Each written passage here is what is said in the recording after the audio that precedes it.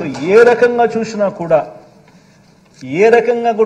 కూడా ఏ స్టాండర్డ్లో గమనించినా కూడా అప్పుల పరంగా కానీ గవర్నెన్స్ పరంగా కానీ ఫిస్కల్ మేనేజ్మెంట్ పరంగా కానీ ఏ పరంగా చూసినా కూడా గత ప్రభుత్వానికి మన ప్రభుత్వానికి ఎంత వ్యత్యాసం ఉంది అని చెప్పడానికి ఈ డేటా ఎంతో ఉపయోగపడుతుందని చెప్పి కూడా ఈ సందర్భంగా చెప్పడానికి నేను సంతోషపడుతున్నాను, గర్వపడతా ఉన్నాను అధ్యక్ష. అసలు యాక్చువల్గా ఈ మాదిరిగా పరిపాలన చేయగలుగుతామని చెప్పి నిజంగా ఎవరు ఊహించని విధంగా మన ఆయన అంటాడు 14 ఏళ్ళు ముఖ్యమంత్రిగా నేను పరిపాలన చేసినా నాకు ఎంతో ఎక్స్పీరియన్స్ ఉందని చెప్పి. ఎందుకు ఉందా అధ్యక్ష ఎక్స్పీరియన్స్? ఎవరికి అర్థం కాదు. కొట్టుకునేదానికి తప్ప ఎందుకు తరంగా ఎందుకు సరిపోదు.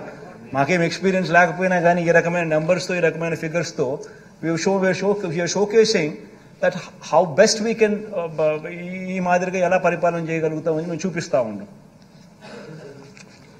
అధ్యక్ష. నిజాలు ఇలా ఉంటే అధ్యక్ష, మన ప్రభుత్వం మీరు గమనించినట్టయితే అధ్యక్ష, ఆ 5 సంవత్సరాల పీరియడ్లో మన ప్రభుత్వం 2,91,000 కోట్లు మనం అప్పు చేస్తే ఈ 2,91,000 కోట్ల అప్పును వాడు 13 లక్షల కోట్లు అంటాడు, వాడు 10 లక్షల కోట్లు అంటాడు. వాళ్ళ ఇష్టం ఏదైతే దాన్ని చెప్పుకుంటూ పోతా ఉన్నాడు అధ్యక్ష. ఈ 14 ఏళ్ళు సీఎంగా అధ్యక్ష తాను చేసింది ఏమిటనంటే అధ్యక్ష, చంద్రబాబు నాయుడు గారు సీఎంగా 14 సంవత్సరాలు ఉన్నా కూడా తాను చేసింది ఏమిటి అధ్యక్ష, కుటుంబాలకు ఏమీ చేయలేదు. ఏ ఒక్క కుటుంబానికి కూడా పలాని మంచి తాను చేయగలిగినాడు, పలాని మంచి తాను చేసినాడు అని ఎక్కడా కూడా చెప్పుకునే పరిస్థితి లేదు అధ్యక్ష. నేను ఈ మధ్యకాలంలోనే నా లాస్ట్ 2 స్పీచ్లలో కూడా చెప్తా ఉన్నా, ప్రతి ఇంటికి వెళ్ళమని చెప్తా ఉన్నా, ప్రతి ఇంటికి వెళ్ళి అడగమని చెప్తా ఉన్నా, 10 సంవత్సరాల బ్యాంక్ అకౌంట్ తీసుకోమని చెప్తా ఉన్నా.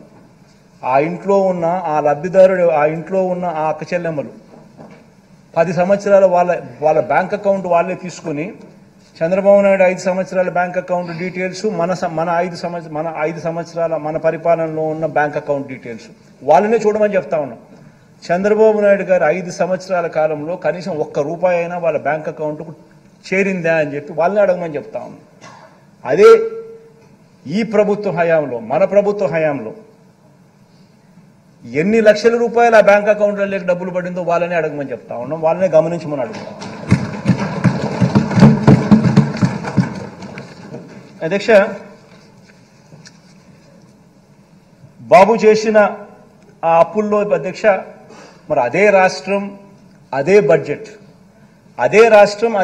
కేవలం మారిందల్లా ఒక ముఖ్యమంత్రి మాత్రమే మారాడు అధ్యక్ష.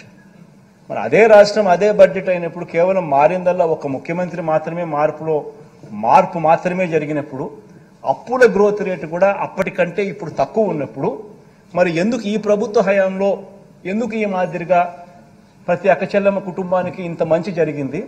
ఎందుకు గత 5 సంవత్సరాలలో చంద్రబాబు నాయుడు గారి హయాంలో మనకన్నా ఎక్కువ అప్పులు చేసి కూడా, గ్రోత్ రేట్ ఆఫ్ అప్పులు మనకన్నా కూడా ఎక్కువ చేసి కూడా ఎందుకు చంద్రబాబు నాయుడు గారు చేయలేకపోయారు అని చెప్పి ప్రతి ఒక్కరూ కూడా ఆలోచన చేయాలని చెప్పి ఈ సభ ద్వారా ప్రజలందరినీ కూడా కోరుతా ఉన్నారు అధ్యక్ష.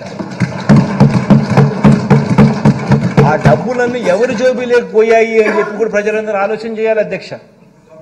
ఈరోజు నేను గర్వంగా కూడా చెప్తా ఉన్నాను, ఆధార్ నెంబర్తో సహా బ్యాంక్ అకౌంట్ డీటెయిల్స్ సహా చెప్తా ఉన్నాను. 2,55,000 కోట్ల రూపాయలు ఎవరెవరికి ఇచ్చినాము, ఏ ఆధార్ నెంబరు, ఏం బ్యాంక్ అకౌంట్, ఏం డీటెయిల్స్ అని చెప్పగలుగుతా ఉన్నాం. మరి చంద్రబాబు నాయుడు గారి హయాంలో ఎందుకు చేయలేకపోయాడు? ఈ డబ్బులన్నీ ఎవరి జోబీ లేకపోయాయి? ఈనాడికి ఎంత పోయింది, ఆంధ్రజ్యోతికి ఎంత పోయింది, TV5కి ఎంత పోయింది, చంద్రబాబుకి ఎంత పోయింది, జన్మభూమి కమిటీస్కి ఎంత పోయింది, దత్తపుత్రుడికి ఎంత ఇచ్చినాడు? ఇవన్నీ కూడా ప్రజలు ఆలోచన చేయమని చెప్పి నేను కోరుతా ఉన్నాను అధ్యక్ష.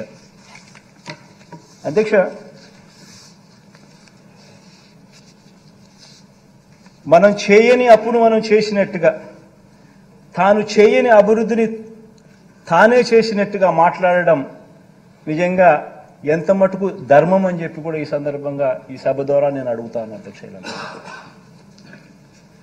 అధ్యక్ష.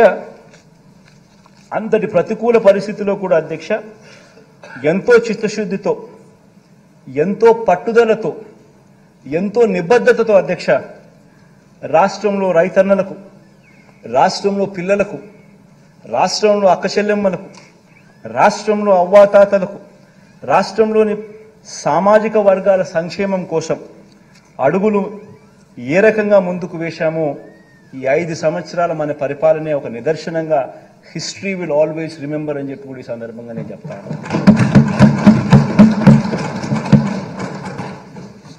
అధ్యక్ష, ఇవన్నీ నిజాలే అయిన అధ్యక్ష,